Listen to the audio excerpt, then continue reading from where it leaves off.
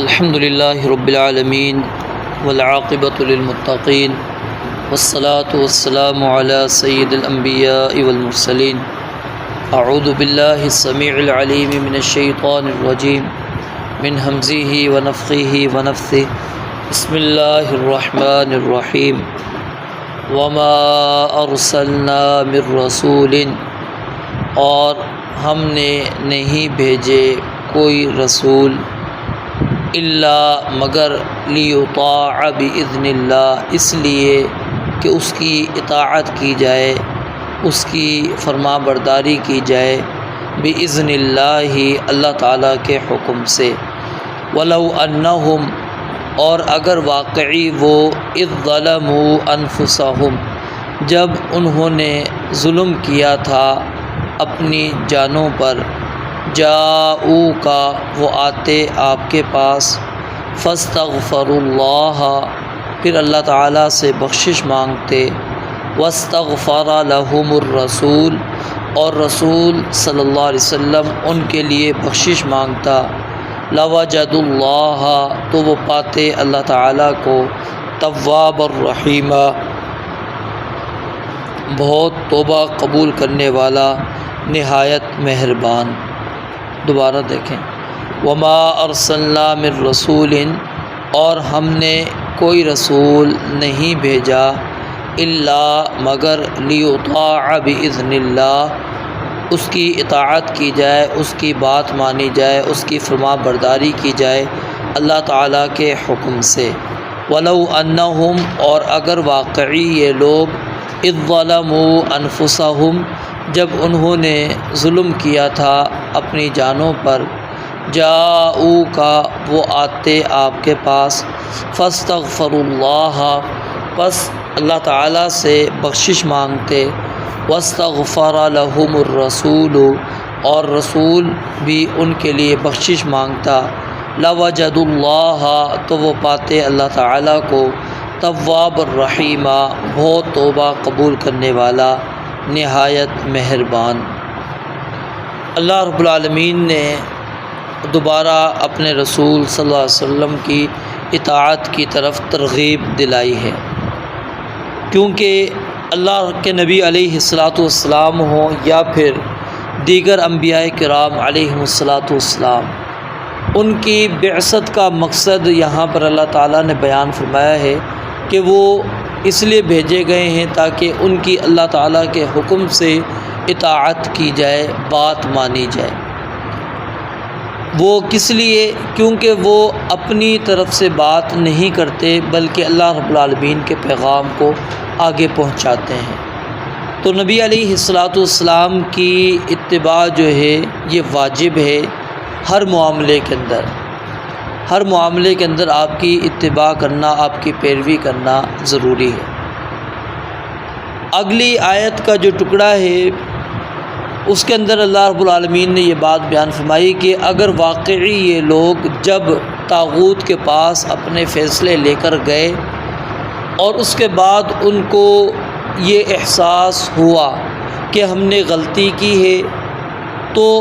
گویا کہ انہوں نے اپنے آپ پر اس طرح ظلم کر لیا تھا، تو وہ آپ علیہ السلام کے پاس آتے، آپ سے اپنا فیصلہ کرواتے اور ساتھ میں اللہ رب العالمین سے اپنے اس ماضی میں کیے ہوئے گناہ کی، اس ظلم کی معافی مانگتے، اور رسول اللہ صلی اللہ علیہ وسلم سے بھی معافی طلب کرتے۔ یہاں پر رسول اللہ صلی اللہ علیہ وسلم سے معافی کیوں مانگنی تھی؟ کیونکہ فیصلہ لے کر آنا تھا آپ کے پاس، گویا کہ یہاں پر وہ آپ کے پاس نہیں آئے، وہ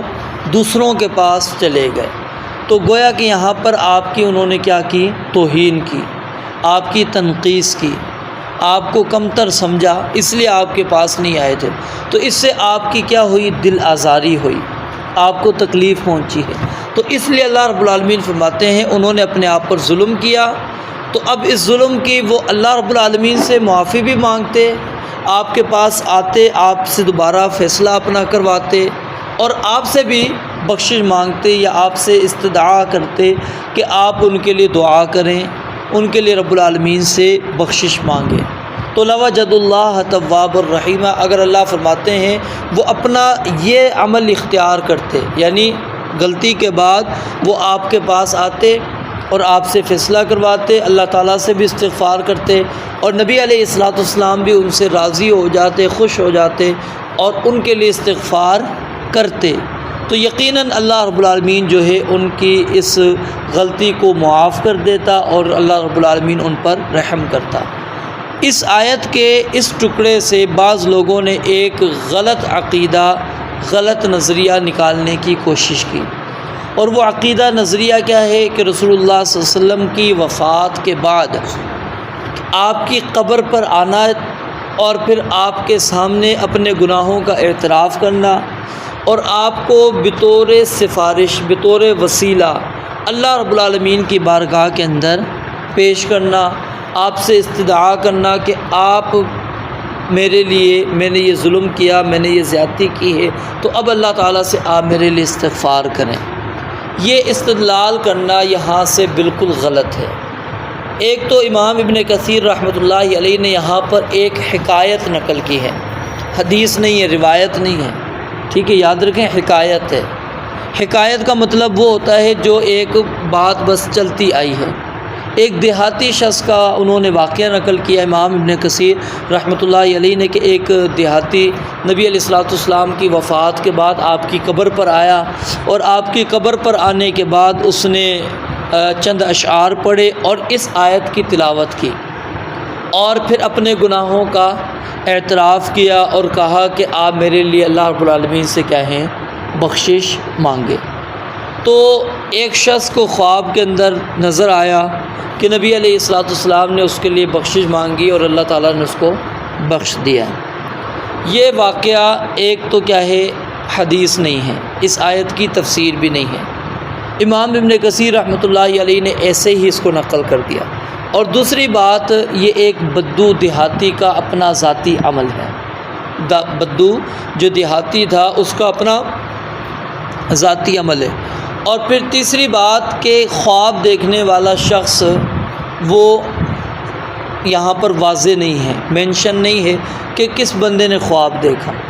تو کسی کا خواب وہ دین نہیں بن سکتا، کسی کا خواب وہ دین نہیں بن سکتا کہ ہم اس کو کہیں کہ جی اس نے واقعی نبی علیہ الصلوۃ والسلام کو دیکھا اور آپ علیہ الصلوۃ والسلام نے اس کے لیے بخشش مانگی اور اللہ رب العالمین نے اس کو بخش دیا۔ یہ واقعہ صحابہ کرام رضوان اللہ علیہم اجمعین ان کی سیرت کے بالکل مخالف ہے۔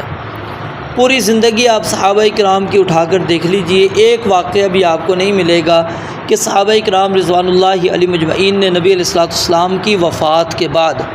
آپ کی قبر مبارک پر آئے ہوں اور آپ کو بطور وسیلہ اللہ رب العالمین کے سامنے پیش کیا ہو۔ کیا ان کے سامنے یہ آیت نہیں تھی؟ اور اس سے بڑھ کر جب آپ علیہ الصلوۃ والسلام فوت ہوئے، آپ نے تاریخ کی کتابوں میں یہ بات پڑھی ہے کہ نبی علیہ الصلوۃ والسلام کی تدفین کے حوالے سے اختلاف ہوا کہ آپ کو کہاں پر دفن کرنا چاہیے۔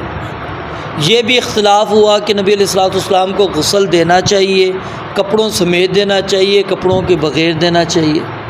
یہ سارے اختلافات آ رہے ہیں۔ پھر خلیفہ کے بارے میں اختلاف ہوا، پھر اس بارے میں بھی اختلاف تھا کہ نبی علیہ الصلوۃ والسلام فوت ہوئے یا پھر جس طرح کہ سیدنا موسیٰ علیہ الصلوۃ والسلام کوہ طور پہ گئے تھے اس طرح چلے گئے ہیں۔ اب یہ سارے اختلافات تھے،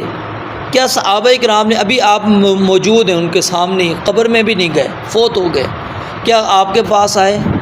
آپ سے کہا ہو، آپ سے دعا کی ہو، یا آپ سے اس مسئلے کا حل تلاش کروایا ہو کہ بتائیں آپ کو کہاں پر دفن کرنا چاہیے، آپ کو کیسے غسل دینا چاہیے، آپ کے بعد خلیفہ کس کو نامزد کرنا چاہیے، کس کو بنانا چاہیے؟ ہمیں اس طرح کی کوئی بھی چیز نہیں ملتی۔ پھر صرف یہ نہیں بلکہ آپ کی وفات کے بعد بہت سے حالات آئے، واقعات ہوئے، لیکن ایک مرتبہ بھی ایسا نہیں ہے کہ صحابہ کرام رضوان اللہ علیہم اجمعین نبی علیہ الصلوۃ والسلام کی قبر پر آئے ہوں۔ پھر وہ سیدنا عمر رضی اللہ تعالیٰ عنہ کے زمانے کے اندر آپ دیکھ لیجئے جو قحط پڑا،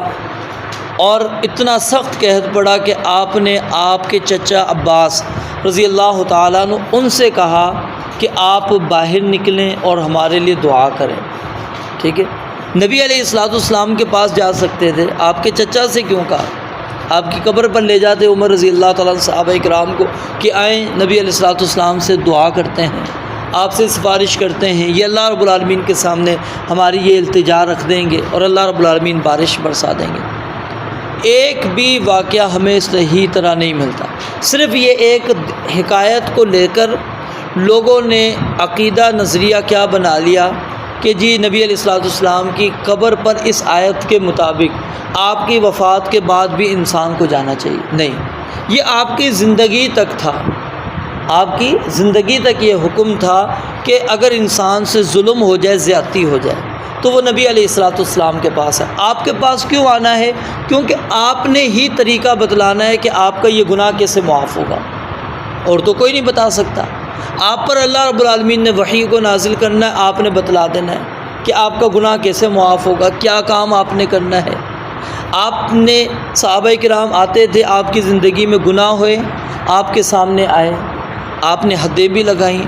گناہ دیکھا کون سا ہے، کس قسم کا ہے، حد لگنی ہے نہیں لگنی، یہ کیا ہے، یہ آپ کی زندگی کے ساتھ معاملات چل رہے ہیں۔ اور پھر نبی علیہ السلام کی استغفار اللہ رب العالمین نے کیوں رکھی، اس کی ایک وجہ ہے،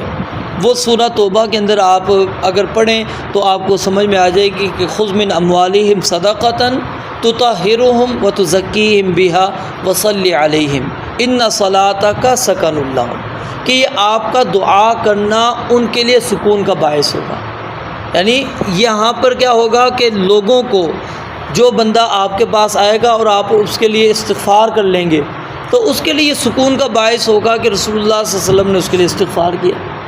تو یہ اصل وجہ یہ تھی کہ اللہ رب العالمین وہاں پر ان لوگوں کو جن سے غلطی ہوئی احساس دلا رہے ہیں کہ نبی علیہ السلام کے پاس آؤ، اپنی غلطی کا اعتراف کرو، اللہ سے بھی بخشش مانگو اور نبی علیہ السلام بھی تمہارے لیے بخشش مانگیں گے، تو یہ کیا ہو جائے گی، تمہاری بھی اپنی استغفار ہے۔ اب یہاں پر غور کریں،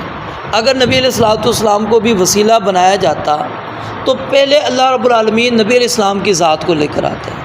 پھر کہتے ہیں کہ لوگوں کو کہ تم پھر اللہ سے استغفار کرو، لیکن اللہ نے پہلے اپنے ساتھ جوڑا ہے، فاستغفر اللہ، کہ وہ اللہ سے بخشش مانگے،